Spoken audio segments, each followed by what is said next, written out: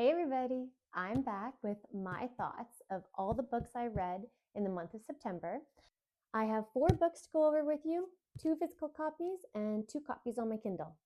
September started off on a really low for me. Then it went up a couple tiers and then it finished off with an absolute banger. First out of the gates is The Songbird and the Heart of Stone.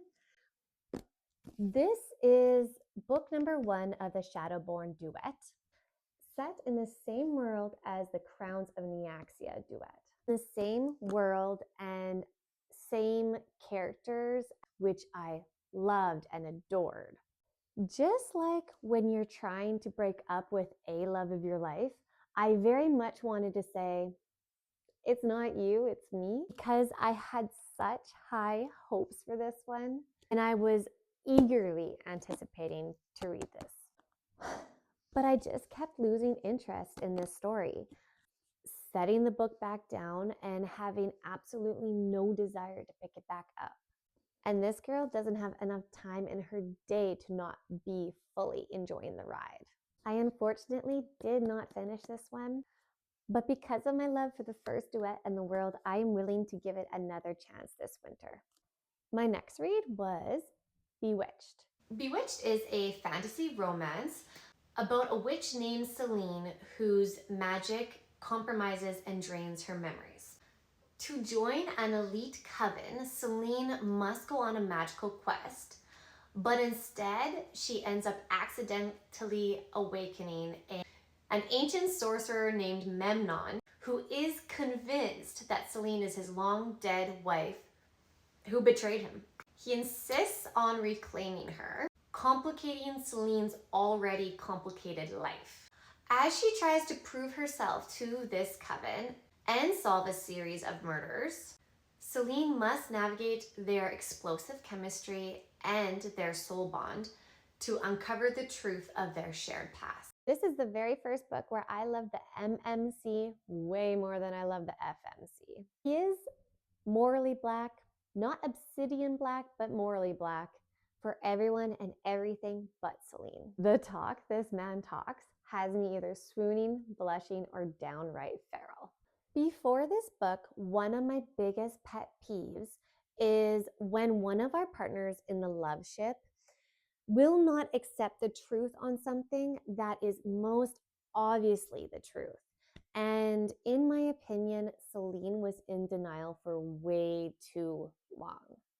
However, the writing was very entertaining. And like I said before, the MMC is top tier. So I, for the first time, could look past this and still very much enjoy the ride. Final thoughts on this book.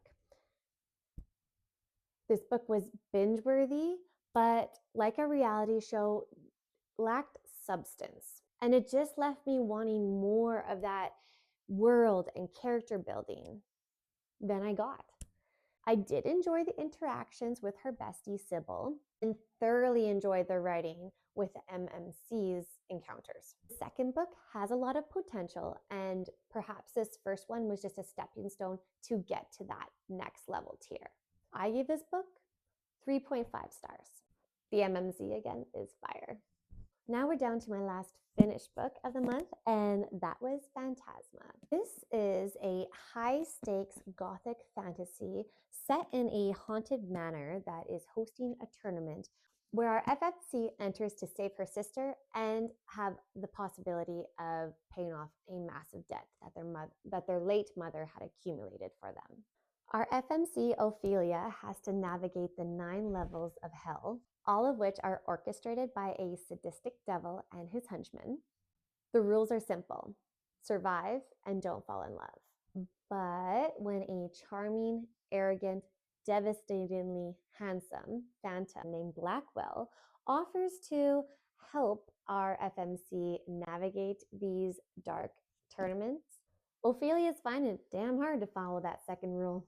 As she battles monsters, other competitors, and her own battle with her OCD, Ophelia must decide if she can trust that alluring phantom, who has a bargain of his own for her. I gave this book a 4.25 stars. I loved every single thing about it. and it would have gotten 5 stars if not for the ending, which gave me whiplash. And I even got to a point where I was flipping back the pages trying to see if I had maybe missed a level or a chapter. Stay tuned because in October I'll be reading Enchantra and would love to do a full book review on both Phantasma and Enchantra. And last but not least, I started Fairytale as well on my Kindle this month. I'm 33% in. This book is a mindfuck. It's got me wondering what in the hell is actually going on here. And I don't know how I feel about one of the MMCs um, and the possible event that occurred with the FMC that is throwing me off, putting me off um, from falling into this book. One moment I'm loving the past love interest MMC, and the next I'm like, what did I just read?